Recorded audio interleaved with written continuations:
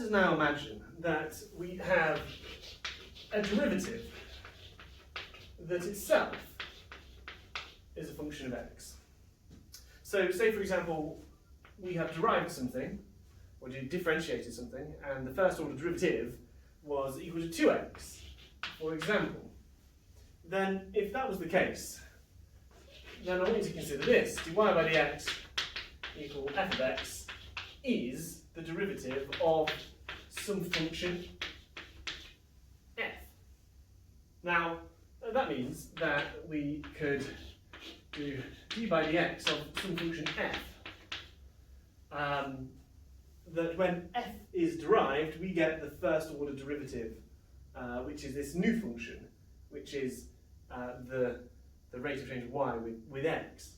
And so if we look at the original example that we have 2x, then being a simple example we can work it out. It's d by dx of x squared, that it's x squared that we need to derive to produce 2x. It does mean that what we can do is this expression here, that dy by dx is d by dx of f of x, we can actually derive that with respect to x. And so we end up with y is equal to f of x plus c. And you might wonder what c is. So we could select two quantities, y equals 0 and x being equal to some value a. So just for example, if we have a function here, this point has has a y of 0, so y of 0 just here, and an x equal to a. At this particular point, we can therefore say that 0 is f of a plus c. So c is equal to minus f of a. And so for this one point, we can define what c is. It means that y suddenly becomes, using this formula here, f of x minus f of a. But this only works for this one point. You see, c changes depending on your selection of the x and y. And for that reason, we call c an arbitrary constant. But this whole process of working out what the original function must have been in order to produce a derivative like that is actually the process of integration. And integration works by relating some function to the integral of some derivative, which in this case was f of x, and we're doing it with respect to x. This is integration. And this means that any function that we can find the derivative of, we can also integrate. So, for example, d by dx of, say, for example, x to the n.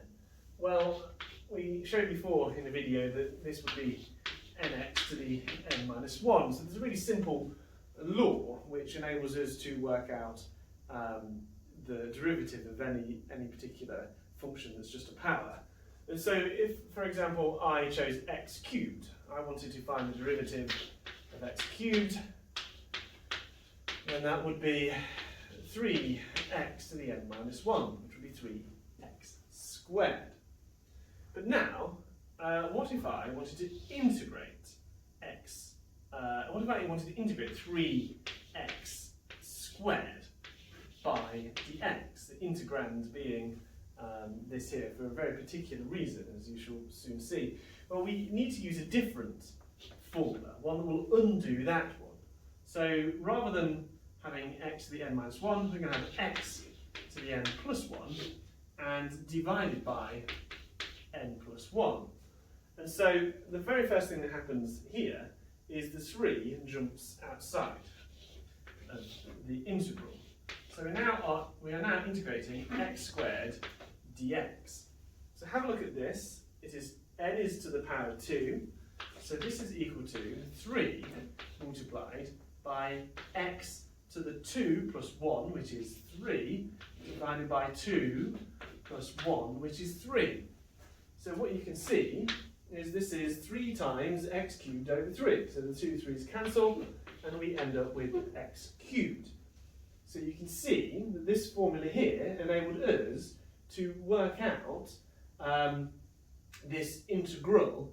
It turns out that if we find out what the derivative of x cubed is, and that is equal to 3x squared. If we have that as the integrand of this integral, we get back to x cubed again. You can see that this has just undone that.